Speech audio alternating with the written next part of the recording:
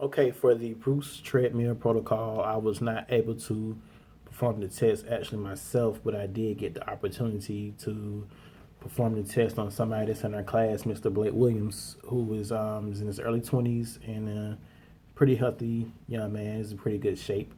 The treadmill that we performed the test on only goes up to 15%, but however, we were able to get the test completed. Throughout the test, as the incline went up along with the speed and as the time went by, there was an increase in the pulse rate along with the respiratory rate as the body's oxygen demand increased and the O2 demand for the muscles in the body began to increase. So did the respiratory rate. There was an obvious increase in temperature throughout the body as we were able to see Mr. Blake start to sweat, which is the body's mechanism of trying to cool itself off um, by sweating.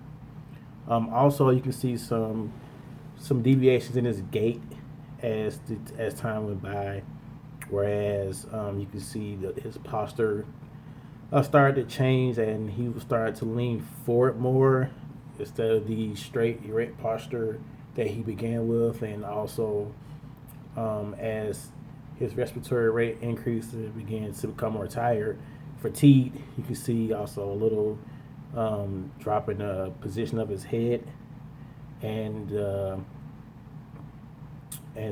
gait pattern with his legs. He was not um, lifting his knees up as high as he was in the beginning with his gait pattern. So those were the changes that I saw. And for the clinical application question, where somebody's riding a stationary bike for 10 minutes and when they stop, they begin to stumble, complain of dizziness, that is a telltale sign for what you would call orthostatic hypotension. And it is a condition where the patient changes their position, whether it's from laying to standing or from sitting to standing, and there is a drop in the blood pressure because the compensatory mechanisms that increases your blood pressure fail to work, which is vasoconstriction. So if those vessels do not constrict, when the body needs to increase its blood pressure to meet those demands, then there will be some dizziness going on, possible syncopal episode where the patient falls out or faint.